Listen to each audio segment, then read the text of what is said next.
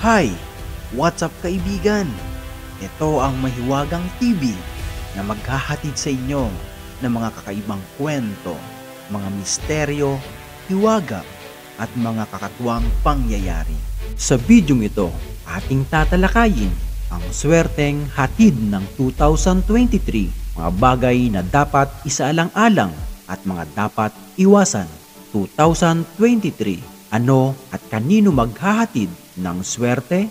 Ang mga masaswerteng numero na nakalista para sa 2023 ay ang mga numerong 3, 4 at 6. Gayun din ang mga numerong naglalaman ng mga ito.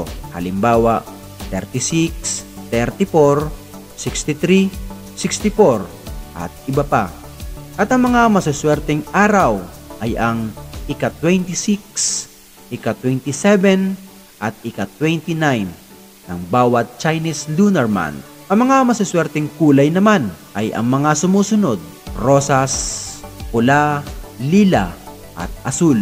Ang maswerteng bulaklak naman ay ang plant lily at jasmine. Ang mga masaswerteng direksyon naman ay ang silangan, timog at hilagang kanluran. Masaswerteng buwan: 1st, 4th, 8th, 11th ng Chinese lunar months.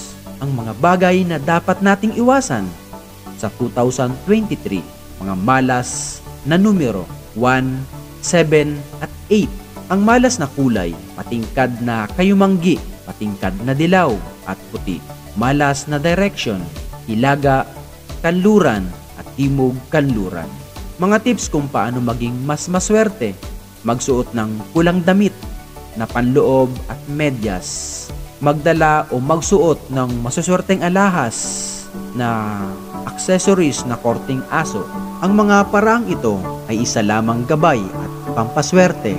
Lagi pa ring magdasal at humingi ng awa sa Diyos, dahil nasa Diyos ang awa at nasa tao ang gawa. Kung nagustuhan mo ang ganitong mga video, pakishare na rin sa iyong mga kaibigan at kapamilya. Maraming salamat. God bless.